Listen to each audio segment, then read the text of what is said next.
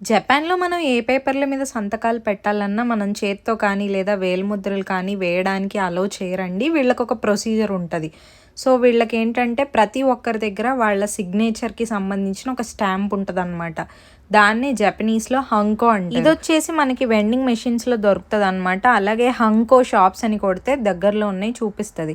దీని ప్రైస్ వచ్చేసి 3000 యెన్ అండి. అంటే రూ. 1500. ఇంకా రూ. 1000 కూడా దొరుకుతుంది. సో, ఫస్ట్ అయితే మనం ఇలా వెండింగ్ మెషిన్స్ ఉంటాయి. నేనైతే డాంకీ అనే ఒక స్టోర్‌కెళ్ళాను.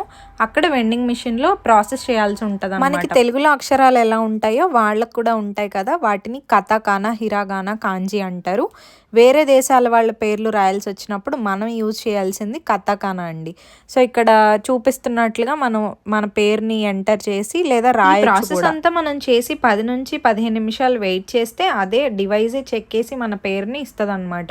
సో, మీరు వీడియోలో చూస్తున్నారు కదా! ఒక్కొక్క అక్షరాన్ని స్లోగా దానంతట అదే చెక్కేసి మనకి ఇచ్చేస్తుంది. మనం ఎప్పుడు సంతకాలు పెట్టాలనుకున్న స్టాంప్ ప్యాడ్ యూజ్ చేసి ఇంకా వాడడమే. సో, ఇలాగా వాళ్ళు ప్రతి ఒక్కరు జపాన్‌లో ఉన్న అందరూ అలాగే ఫారినర్స్ ఎవరైనా ఉద్యోగాలకొస్తే ఇది చాలా అవసరం. ఉద్యోగాలకొచ్చేవాళ్ళు ముఖ్యంగా ఈ వీడియోని సేవ్ చేసుకోండి. ఎందుకంటే మీరు బ్యాంక్ అకౌంట్ ఓపెన్ చేయాలన్నా లేదా ఏవైనా వార్డ్ ఆఫీసుల్లో ప్రాసెస్‌లు చేయాలన్నా ఇది అడుగుతారు. సో, దగ్గర పెట్టుకుంటే మంచిది. మీకు ఈ వీడియో హెల్ప్‌ఫుల్ అయితే లైక్ చేయండి, షేర్ చేయండి. మరిన్ని వీడియోస్ కోసం ఫాలో అయిపోండి. Bye bye.